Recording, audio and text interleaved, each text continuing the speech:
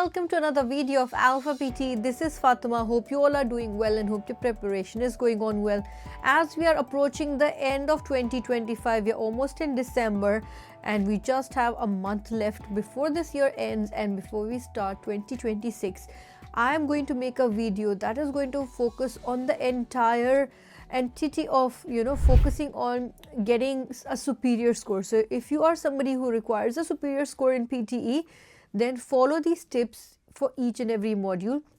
This is going to show you how and what you can do to get your superior score in PTE.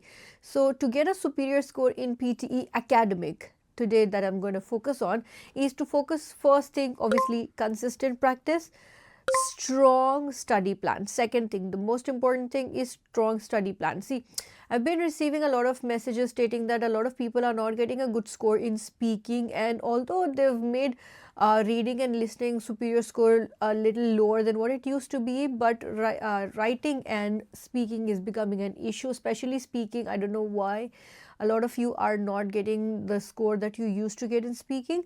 So let's just see what we can do. So first and foremost, obviously have a good study plan, like a routine.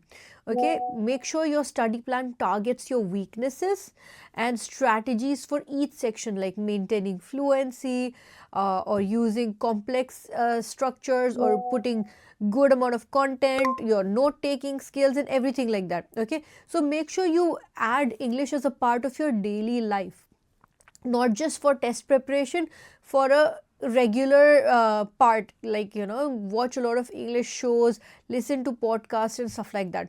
So first and foremost, create a structured study plan. How do you study and practice? Have a structured study plan. Identify your weaknesses, dedicate extra time to improving them while still practicing all the other questions also. So don't just dedicate one time, okay, I'm not doing well in reading and writing, fill in the blanks, I'm just going to practice that. No. Okay, so work on your strengths also. Just because you're doing that question well doesn't mean you stop doing it. You practice those every day, but dedicate extra time on your weak areas. Obviously, practice consistency. Consistency is the key. So daily practice routine is really important. Okay, study when you are traveling, during your commute. Use the applications where you can practice all the questions.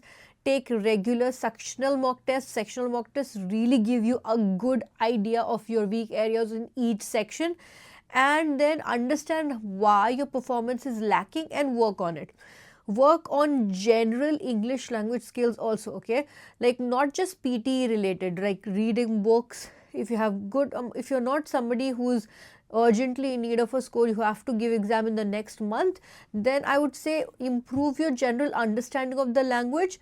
Make it your strong area, like reading books, watching English language media, communicating in English language with native speakers and stuff like that. And obviously mock tests, practice tests. Take full practice test at least twice to thrice a week to stimulate the exam experience.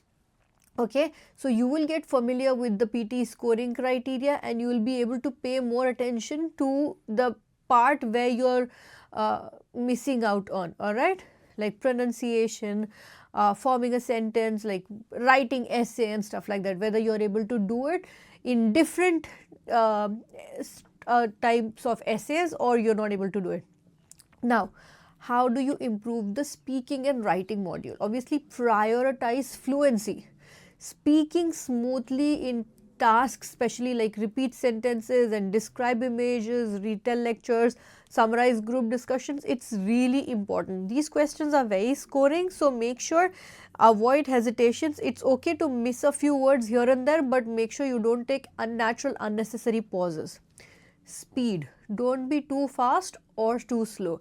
Have an optimal speed that will help you avoid pausing, and that will be clear enough for the AI to mark. All right, structure your speaking tasks, like your describe images. Start it with an introduction, good connectors to smoothly move from one part to another part and conclude it properly. Same goes for retell lecture and summarize group discussion along with your this situation, respond to a situation, sorry, my bad. Then use your content more than a fixed template. Avoid using a pre-made fixed template. Repeat sentences, practice really well. Again, focus on repeating short and medium sentences completely. It's okay if you miss your long sentences. Focus on meaning, focus on words which are being stressed in retail lectures and summarized group discussion, because they carry more marks. Then in writing, use a structure your writing. I'm not saying use a pre-prepared template and stuff like that, but structure your writing. Structure your writing means focus on using good introduction, write clear and concise paragraphs. Use, if you're using a structure that you're putting, but make sure it has at least 1 to 2 complex sentences to get good marks in grammar and vocabulary. And use different kinds of vocabulary in your essay, but use your own words so that you don't get flagged for a pre-prepared template. And what else? Make sure you write good amount of content. Okay, coming to summary. Summarized written text, like I said, the strategy that we already use, I've tried and tested it a number of times. I don't think there's any issue with using that, but the only thing I would say is don't keep it too simple. Try to get correct sentences which gives more information. All right. And overall in writing, avoid reliance on templates, like pre-prepared templates. Over reliance, I know we do need a template to put in a right structure, but over reliance on templates and not using your own words will cost you marks in writing, so make sure you don't do that. Coming to your reading module, now to get a superior score in PTE Academic reading, time management is the key. Okay, so focus on time management and make sure you improve your understanding and comprehension skills. Strong reading skills like skimming, scanning, and vocabulary, understanding the high vocab words is really important, especially for drop down blanks and drag and drop blanks and reorders. Okay, these three heavily rely on these things.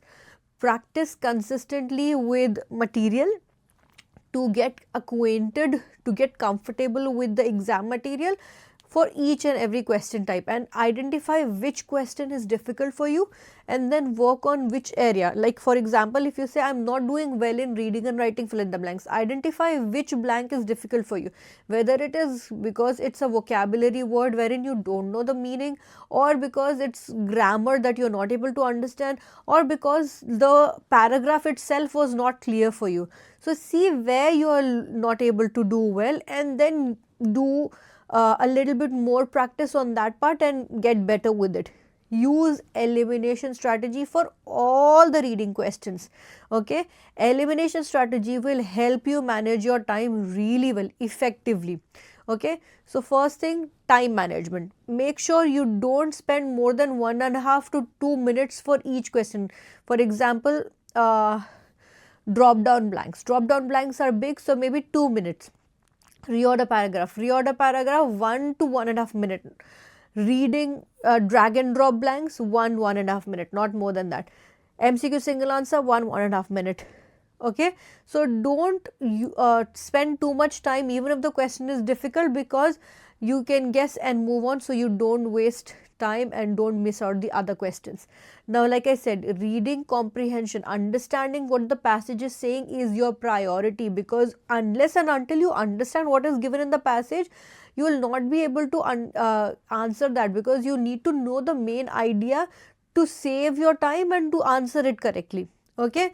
Secondly, vocabulary. Improve your vocabulary. You need to boost it up by using strong vocabulary skills, like it will help you for writing also. So in order to boost up your vocabulary, when you find a difficult word on the website, there is an option to click on it, and then you will have the meaning of the word also. So try to learn new words like this, and it helps you. Especially go through collocation list. Collocations really help you do well in reading. Then familiarize with the question types. I'm sure you already know what are the different types of questions in reading and how many marks you get from each question. Then grammar, like you don't need super strong grammar skills, but grammar will help you solve your fill in the blanks. well, because sometimes if there is a noun and there is a blank before the noun, you will know, okay, it's an adjective, or if it's a verb plus ing, what do you need, and stuff like that. So grammar skills will help you in your fill in the blanks. Last but not the least, the more you practice, the more questions you solve, the more easier it gets for you. Okay, so there are so many exam based questions on alphapte.com. Make sure you do as many as possible. You will see the difference. You will start getting better and better, and your sectional mock tests are there to make sure you're doing whatever is needed to get your superior score. And reading superior score is not too bad. Okay, in order to get a superior score in reading, it's not like speaking and writing where you need 80s and stuff like that. You just need 70, so it is pretty doable. Out of 90 you need 70, 20 marks are still there. You can do it, you don't need to stress for that. I know in writing it is 85 and in speaking it is 88. I know, I understand that part, but reading 70, I'm sure it is pretty achievable. Coming to last but not the least, listening. Now listening, from the day they've changed the superior score from 79 to 69, listening, I think not a lot of people are struggling with listening, but in order to get a superior score in listening, focus on daily practice for English language, like active listening. Improving your active listening skills and note taking skills is the key in order to get a good score in listening. Your note taking and your active listening. Active listening is paying more attention to the part wherein they are giving the important key information. Okay, so when you actively listen to the audio, then you will know where they are putting the key information. Then again, even in listening, time management is really important, because they have recently made reduce the timing in listening module. So that's why a lot of people are struggling with managing the time. So for that, I would say regular sectional mock test and full mock test will get you in that grind of writing an exam. Okay, now daily practice, make a routine. Like I said, in all the modules, daily practice routine is really important. And listening, if you are sometimes bored of listening to the same thing, listen to other podcasts like TED Talks and stuff like that, and try to do it without subtitles. Initially do it with subtitles and then try to do it without subtitles to get accustomed to different accents and different speaking speeds. Then take regular mock tests, like I said, and focus and identify the weak areas. Then focus on words where they are stressing. A lot of audios, if you practice active listening, you will know that there are some words which they'll put more stress on. So pay attention to the words which are being stressed in the recordings, as they are important words. Okay, then use abbreviations for note taking. Note taking is really important because you get good amount of content in note taking for your summarized spoken text. And even the speaking module questions that give marks in listening, like summarized group discussion, retell lecture, everywhere note taking is the key. Even right from dictations, note taking is really important. If you have good note taking skills and if your speed is good, you can write the whole sentence and then you can transfer it. Okay, then abbreviations like short forms will help you save time in note taking. Then keywords, like in summarized spoken text, listen for keywords which are the topic words that give you more marks. All right, and then for tasks like fill in the blanks and MCQs.